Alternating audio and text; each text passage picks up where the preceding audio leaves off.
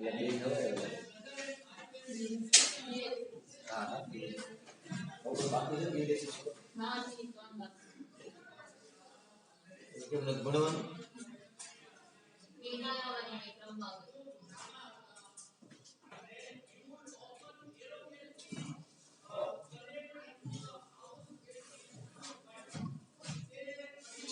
આપણે ક્યાં હતા?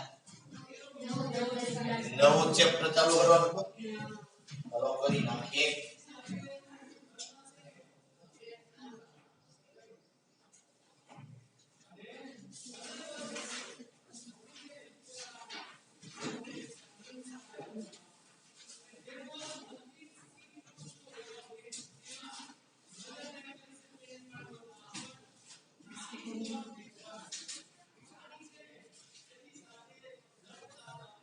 ચેપ્ટર નંબર 10 એસ વિભાગના તત્વો.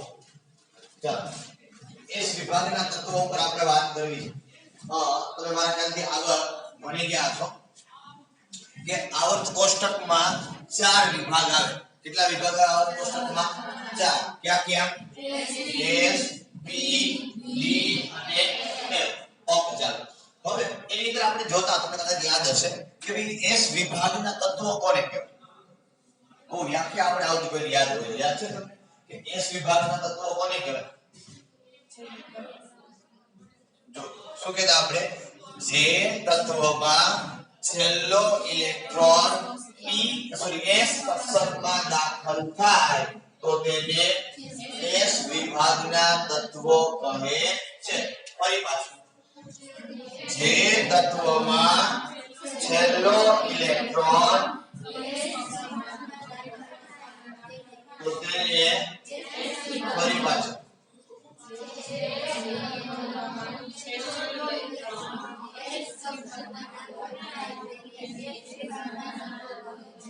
ફરી પાછું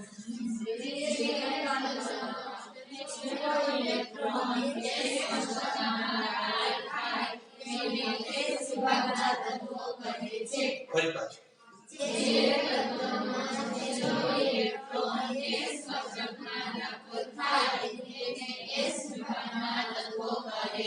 ચલો બી વિભાગના તત્વો કેવા હોય તો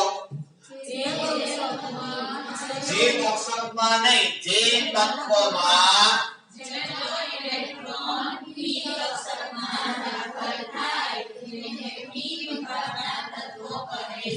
ચલો ડી વિભાગના તત્વો કેવા હોય તો જે તત્વમાં છેલ્લો ઇલેક્ટ્રોન પી કક્ષકમાં દાખલ થાય તેને પી વિભાગના તત્વો કહે છે.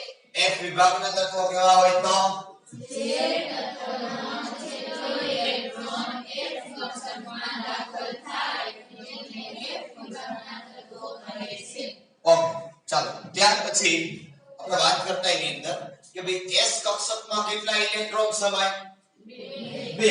એટલા માટે એસ વિભાગમાં 2 સમૂહ આવે. ક્યાં ક્યાં આવે? પહેલો અને બીજો.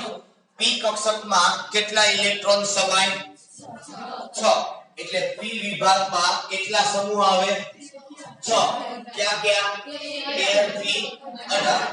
ડી કક્ષકમાં કેટલા ઇલેક્ટ્રોન સમાય? તો ડી કક્ષકમાં કેટલા સમૂહ આવે? કેટલા?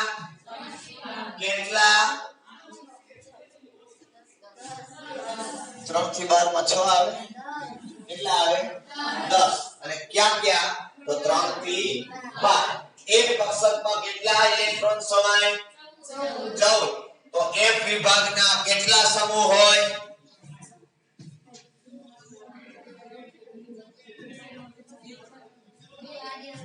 નીચેની બે આડી હરોળ હોય જેમાં 14 તત્વો છે એ સમાય. બરાબર? એમાં 14 સમૂહ ના આવે. પેલા 2 આવે, પછી 6 અને પછી 10 અને 18 પૂરા. 18 સમૂહ જ આવે ને આવર્ત કોષ્ટકમાં અને 7 આવર્ત આવે. બરોબર? વધારતા ની કરના. નવું મેન્યુફેક્ચરિંગ નહીં કરતા. જે છે એટલા ઘણા આમાં તો ભણી નહીં. બરાબર? આટલું ભણશો તો થાકી જાવ. 18 સમૂહ 7 આવર્ત. તમે નવા 14 આવર્ત બનાવશો સમૂહ તો ખોટું થાય પાછું. ચાલો તો આપણે એસ વિભાગની વાત કરીએ તો એની અંદર 2 સમૂહો આવે. ક્યાં ક્યાં? સમૂહ 1 અને બીજું આવે સમૂહ 2. સમૂહ 1 ના જે તત્વો છે એનું નામ તમને ખબર છે, શું કહો છો તમે એને? આલ્કલી ધાતુ.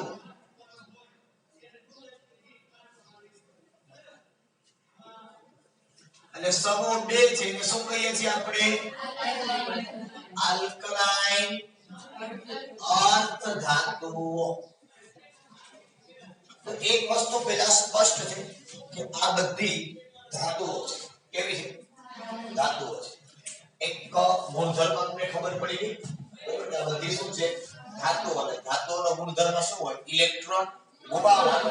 અને ભૌતિક ગુણધર્મની વાત કરીએ તો આપણે ખબર છે પહેલા કે ધાતુ છે એ ઘન સ્વરૂપે હોય, સિવાય કે મર્ક્યુરી. મર્ક્યુરી સિવાયની બાકી બધી ધાતુઓ કયા સ્વરૂપે હોય? ઘન સ્વરૂપે હોય. અહીંયા આપણે મર્ક્યુરીની વાત સમૂહ 1 અને 2 ની અંદર આવશે નહીં. એટલે સમૂહ 1 અને 2 બંનેના તત્વો કેવા હશે? ઘન અવસ્થાની અંદર હશે.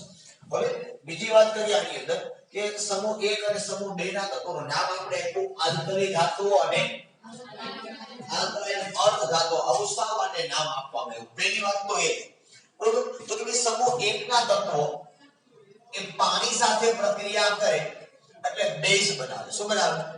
તમને ખબર છે કેવું છૂટું પડે?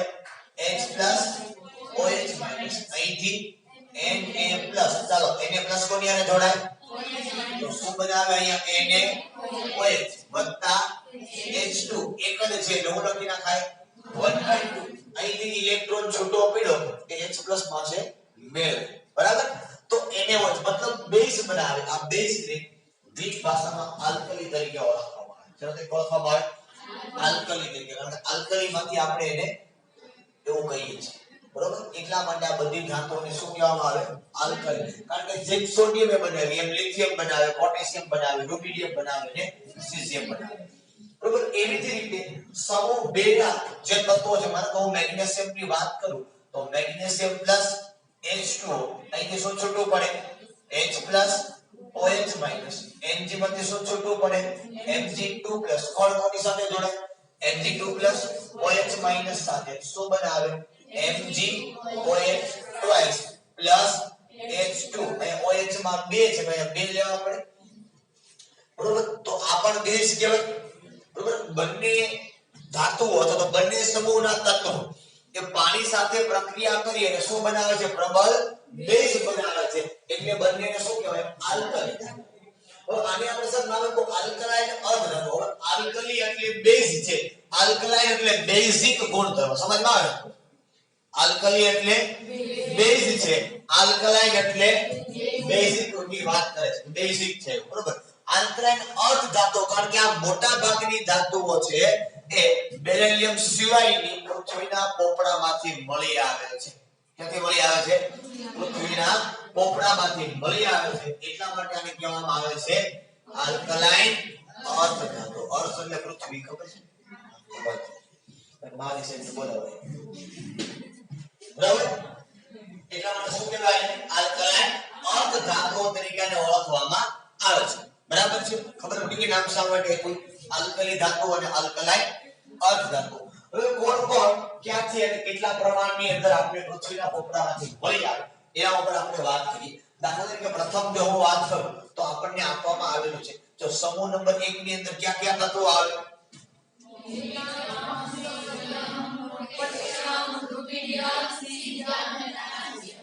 સમૂહ નંબર 2 માં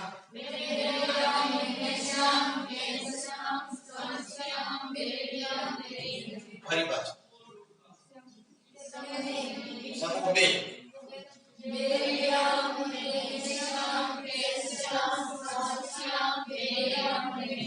સમૂહ 1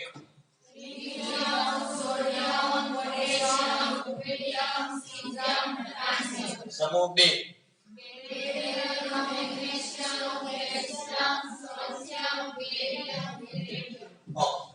ચાલો તો આ જે કોઈ તત્વો છે એમાંથી હું વાત કરું કે સોડિયમ અને પોટેશિયમ સમૂહ 1 માટે પહેલા વાત કરું છું કે સોડિયમ અને પોટેશિયમ પૃથ્વીના પોપડામાંથી અથવા તો પૃથ્વીના પેટાળમાંથી વિપુલ પ્રમાણમાં મળી આવે.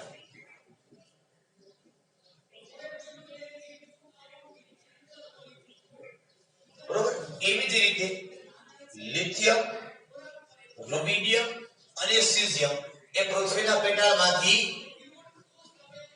ઓછા પ્રમાણમાં મળી આવે છે અને બાકી રહ્યું કોણ? ફ્રાન્સિયમ. તો ફ્રાન્સિયમ છે એ રેડિયોએક્ટિવ તત્વ છે. કેવું તત્વ છે? આપણે જે બાબુ રેડિયો વગાડતો હશે આ તત્વ રેડિયોએક્ટિવ તત્વ છે. રેડિયોએક્ટિવ તત્વનો મતલબ શું થાય? રેડિયોએક્ટિવ તત્વનો મતલબ શું થાય?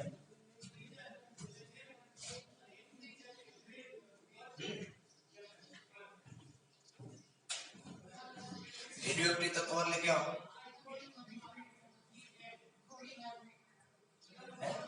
કોક કંઈક બોલે ક્યાંથી બોલે શું દેખાડે? હા બોલો બોલો. રેડિયોએક્ટિવ તત્વ એટલે કેવા? તમારા મનમાં જે છે એ સાચું છે પણ તમે બોલવાની હિંમત નથી કરતા. રેડિયોએક્ટિવ તત્વ એટલે એવા તત્વો કે જે આલ્ફા બીટા ગામા જેવા કિરણોનું સતત ઉત્સર્જન કરે. જો મેં દીધા એ રેડિયોએક્ટિવ તત્વ એટલે કેવા? જે આલ્ફા બીટા અને ગામા જેવા કિરણોનું ઉત્સર્જન કરે, જે રેડિયો આવૃત્તિ તરંગ લંબાઈમાં રેડિયો આવૃત્તિમાં આવો આપણે પરમાણુ બંધારણમાં પણ યાદ હતો. જુદા જુદા તરંગ ક્ષેત્ર આપણે પારવર્ત વિસ્તાર ને પારજન્ય વિસ્તાર ને રેડિયો તરંગોનો વિસ્તાર આવતો પરમાણુ બંધારણમાં આપણે ભણ્યા કે કોઈ પણ પરમાણુ છે એ પેલા સૂર્યમાંથી અનુભવ પ્રકાશમાંથી ઉષ્મા ઊર્જાનું શોષણ કરે પછી ઉત્તેજિત થાય ફરી પાછો નીચે આવે એટલે એનું ઉત્સર્જન કરે. આપણે વર્ણન પણ જોયા હતા અવશોષણ અને ઉત્સર્જન વર્ણન પણ. બરોબર છે? તો ફ્રાન્સિયમ છે એ રેડિયોએક્ટિવ તત્વ છે અને સતત એ શું કરશે? આલ્ફા બીટા ગામા જેવા કિરણોનું ઉત્સર્જન કરતો રહેશે એટલે લાંબો સમય અસ્તિત્વ ધરાવશે નહીં.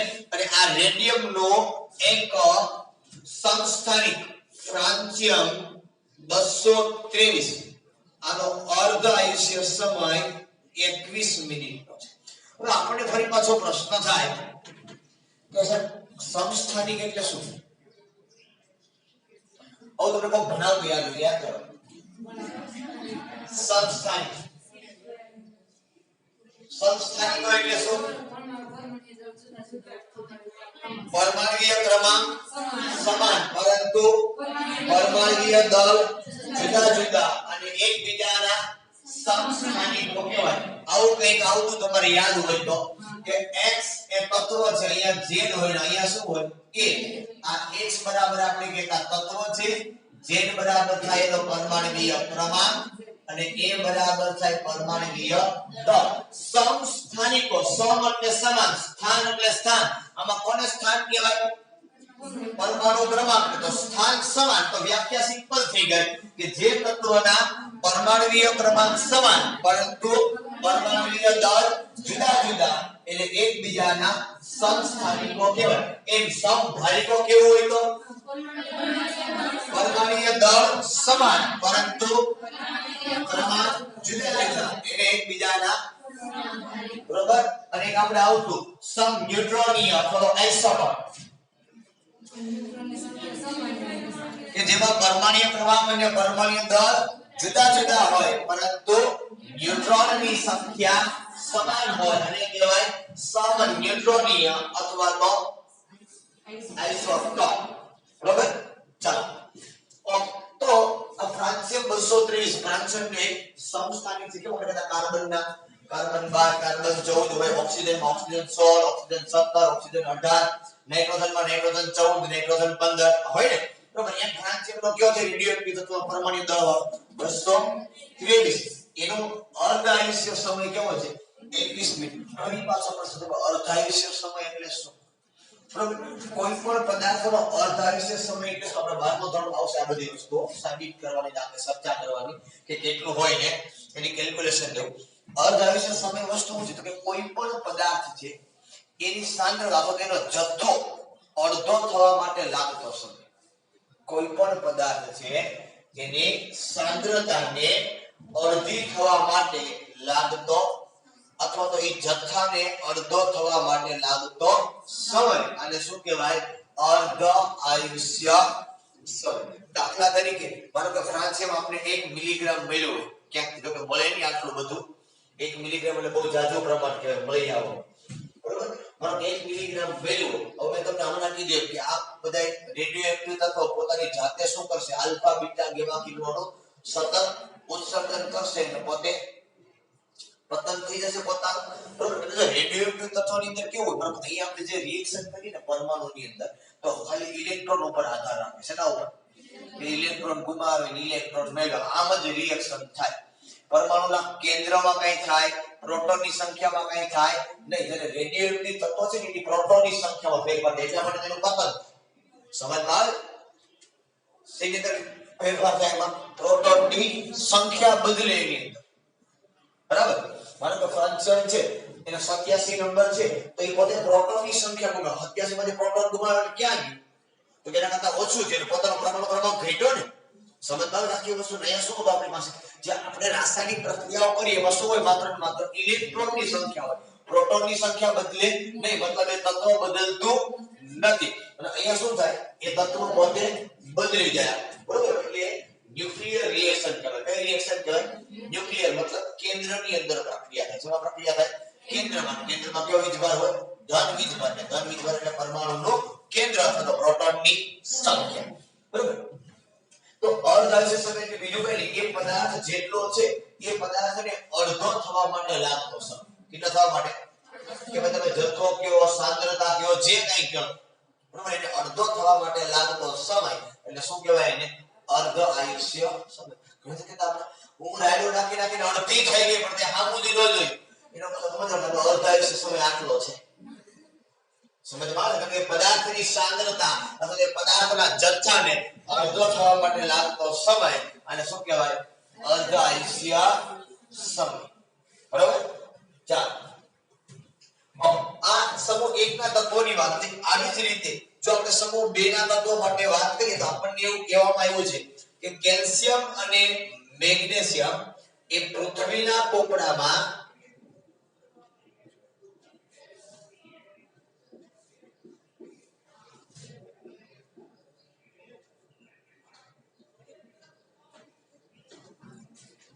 જે તત્વો મળી આવે એમાંથી કેલ્શિયમનો કેટલામો નંબર છે? 5મો. અને મેગ્નેશિયમનો કેટલામો નંબર છે?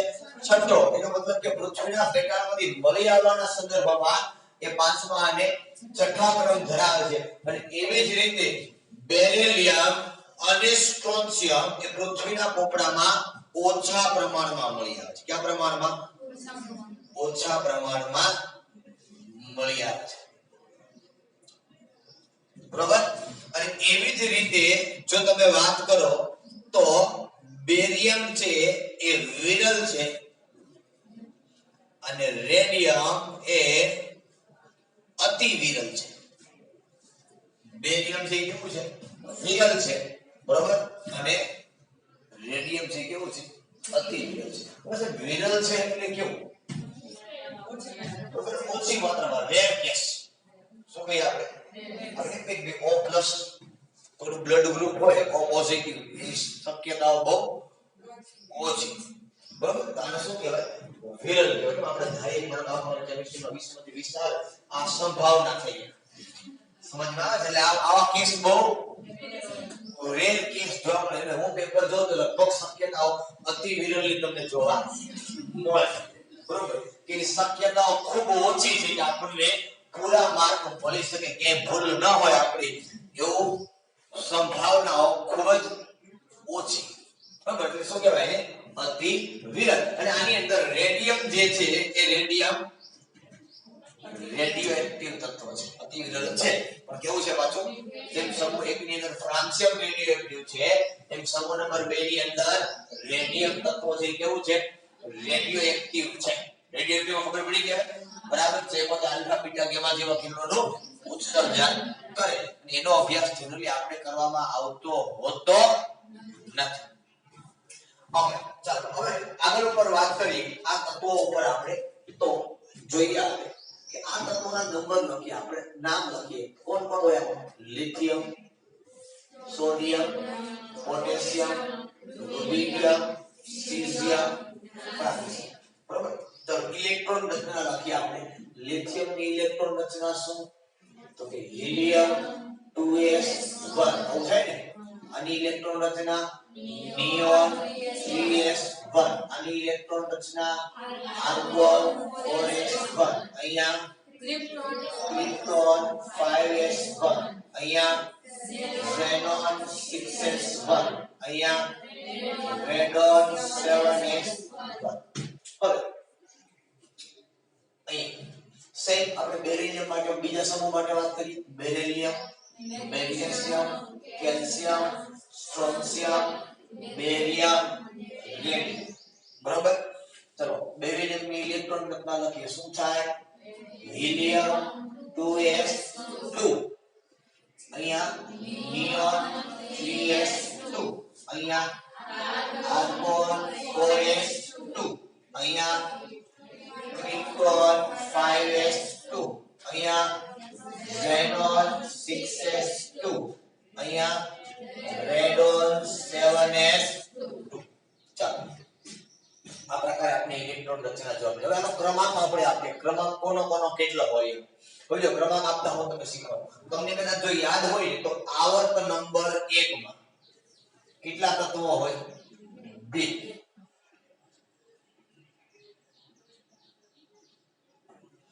આવર્ત નંબર 2 માં કેટલા તત્વો હોય? 8. આવર્ત નંબર 3 માં કેટલા તત્વો આવે? 8. આવર્ત નંબર 4 માં કેટલા આવે? 18. આવર્ત નંબર 5 માં 18. આવર્ત નંબર 6 માં 32 અને આવર્ત નંબર 7 માં તો અધૂરો 32 તો 32. બરાબર. ચાલો નંબર કેમાં પણ તો જો આ કયા આવર્તનું તત્વ છે? લિથિયમ. બીજા આવર્તનું કે પહેલા આવર્તનું? જો તમે વિચારો ને થોડું કયો તો તમને પેલા કોક ભણાવતો આવું કે આ છે ને ઈ આવર્ત આપે, આ ઇલેક્ટ્રોનની સંખ્યા છે ને ઈ સમૂહ આપે, અને આ છે ને ઈ વિભાગ આપે. આવો કંઈક કોક દિવસ આવતું તમારે ક્યાં આવ્યું, બરોબર? અને ત્યારે ઘટીને કહેવામાં આવતું તમને કે આ દર વખતે 11 અને 12મા ધોરણમાં તમારે જરૂર પડશે. અત્યારે એમ હોય કે બોલા દીકરા તો છે કઈ ચાલો આપણે એમાં કહેતા બરોબર કે મુખ્ય ક્વોન્ટમ આંકનું વધુ મૂલ્ય અહીંયા તો કે એક જ કક્ષક છે એનો કોઈ પ્રશ્ન નથી, બાકી બે હોય તો આપણે કહેતા મુખ્ય ક્વોન્ટમ આંકનું વધુ મૂલ્ય એ તમને શું આપે? આવર્ત આપે. ઇલેક્ટ્રોનની સંખ્યાનો સરવાળો એ શું આપે? તમને સમૂહ આપે. અને છેલ્લે દાખલ થયેલો ઇલેક્ટ્રોનની કક્ષક એ તમને વિભાગ આપે. બરોબર. ચાલો આના ઉપર તમે કોઈ પણ આપણે ખબર તમે યાદ કરો તમને કીધું ઇલેક્ટ્રોન રચનાઓ તમે કહી શકો કે આ કયા વિભાગનું, કયા આવર્તનું, કયા સમૂહનું, કેટલા મૂળ તત્વો છે એ આપણે નક્કી કરતા હતા. અને બહુ જાજો સમય થયો. હવે લિથિયમનો નંબર કદાચ આપને ખબર હોય 1 નો તો કેટલો થઈ ગયો? 3. તો આપણે કેટલામાં આવર્તમાં છે? બીજામાં. એમાંથી ક્યાં જવું છે? ત્રીજામાં. જો બીજામાં આવર્તમાં છે તમારે ત્રીજામાં જવું હોય તો કેટલા ઉમેરવા પડે? 8. હાલો ઉમેરો 8. ત્રીજામાંથી ચોથામાં જવું હોય તો કેટલા ઉમેરવા પડે? 8. ત્રીજામાંથી ચોથામાં જવું તો અહીંયાથી જવાય ને? આ ખબર ને કે આ પહેલા આવે આવર્ત કોષ્ટકમાં આગળ જ હોય આ બે. હવે આમ હાલે આવર્ત ખબર કે ભૂલી ગયા આવર્ત કોષ્ટકમાં નંબર આમ આપ્યો આડા. આવું આવતું કઈ 1 2 બધી આવી આમ લાઈન આમ આવતી ને આમ જવું પડે પહેલા તો કેટલા થાય? 19. કેટલા ઉમેરવાના? ચોથામાંથી પાંચમામાં જવું હોય તો ઉમેરો 18 37. પછી પાંચમામાંથી છઠ્ઠામાં જવું હોય તો ઉમેરો 18 55. છઠ્ઠામાંથી સાતમામાં જવું હોય તો 32. ઉમેરો 32 રેડી. સેમ અહીંયા આવો બેરિલિયમનો નંબર કેટલો? 4. હાલો બીજામાંથી ત્રીજામાં જવું છે 8 12. હાલો ત્રીજામાંથી ચોથામાં 8. હાલો ચોથામાંથી પાંચમામાં 38. પાંચમામાંથી છઠ્ઠામાં 18. છઠ્ઠામાંથી સાતમામાં 37.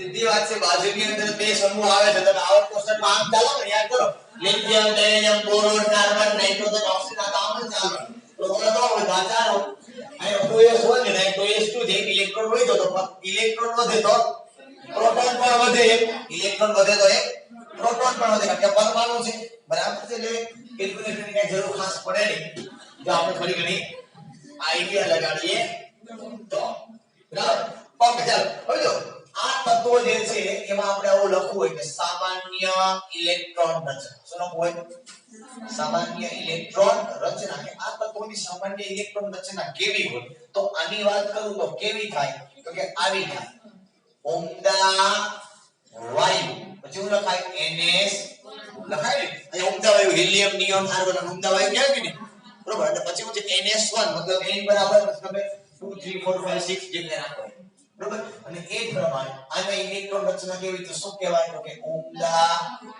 વાયુ NS2 આ પ્રકારની ઇલેક્ટ્રોન રચના આપણને ક્યાં જોવા મળશે સમૂહ નંબર 2 માં આપણે આવી ઇલેક્ટ્રોન રચના જનરલી જોવા મળશે ઓકે એ પ્રમાણે આગળ વાત કરીએ તો આ તત્વોના જે અથવા તો આ તત્વોની અંદર જે વાત કરીએ આપણે તો કોણ કોણ આવે lithium sodium potassium rubidium caesium francium અહીંયા વાત કરો તો beryllium magnesium calcium strontium barium સમૂહ નંબર 13 ની વાત કરો તો બોરોન એલ્યુમિનિયમ ગેલિયમ ઇન્ડિયમ 14 ની વાત કરો તો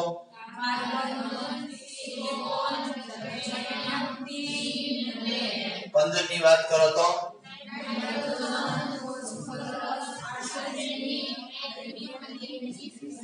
16 ની વાત કરો તો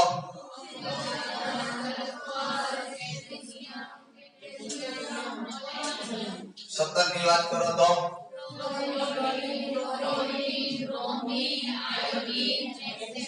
18 ની વાત કરો તો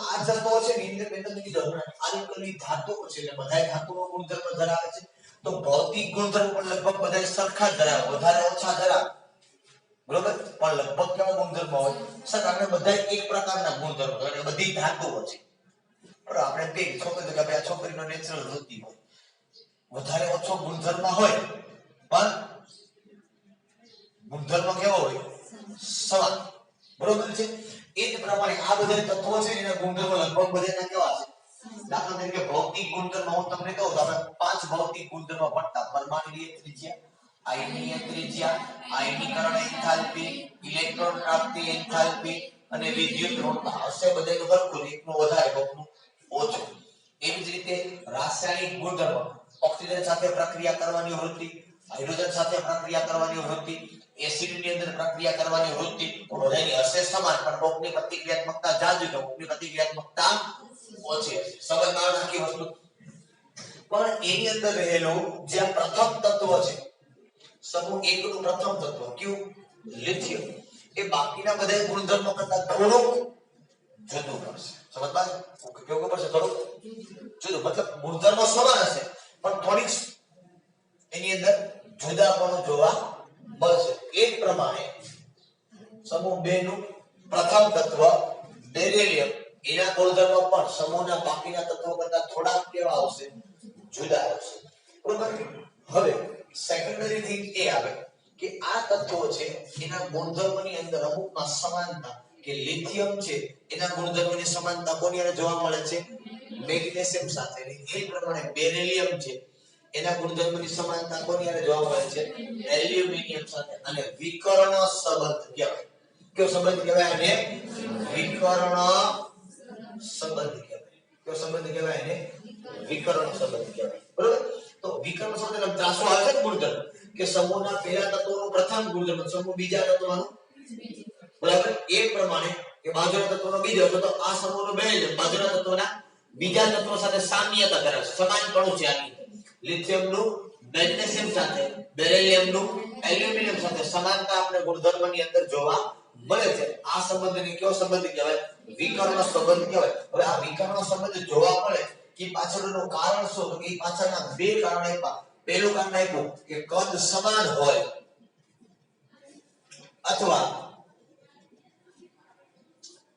વીજભાર અને ત્રિજ્યાનો ગુણોત્તર છે કેવો થાય સમાન આ બેમાંથી એક થાય તો જ આ ગુણધર્મ છે આની અંદર જોવા મળે નહીતર ગુણધર્મ જોવા મળે ત્યાં વિકર્ણનો મતલબ લિથિયમના ગુણધર્મ મેગ્નેશિયમ માં કે આ સમાનતા શા માટે તો કે લિથિયમ અને મેગ્નેશિયમ નું કદ લગભગ સમાન હોવું જોઈએ પરમાણુનું કદ એટલે ગોળાકાર આખો વ્યાસની વાત કરું છું પરમાણુનું કદ એટલે ગોળાકાર આખો વ્યાસ એટલે પરમાણુના કદમાં અને સેકન્ડરી છે શું કીધું વીજભાર છેદમાં ત્રિજ્યા મતલબ લિથિયમનો વીજભાર +1 એના છેદમાં એની ત્રિજ્યા એટલે કેન્દ્રથી બાહ્યતમ કક્ષા સુધીનું અંતર સેમ મેગ્નેશિયમ આ બેયનું તમે કરો તો લગભગ સમાન હોવું જોઈએ એટલા માટે એના ગુણધર્મો તમને સમાન જોવા મળે છે સેમ બેરિયમ છે એનું એલ્યુમિનિયમ આ ઉપરાંત આ તત્વોમાંથી આવતા અથવા તો આ સમૂહમાંથી આવતા અમુક તત્વો જેવા કે લિથિયમ સોડિયમ અને એવી જ રીતે મેગ્નેશિયમ અને કેલ્શિયમ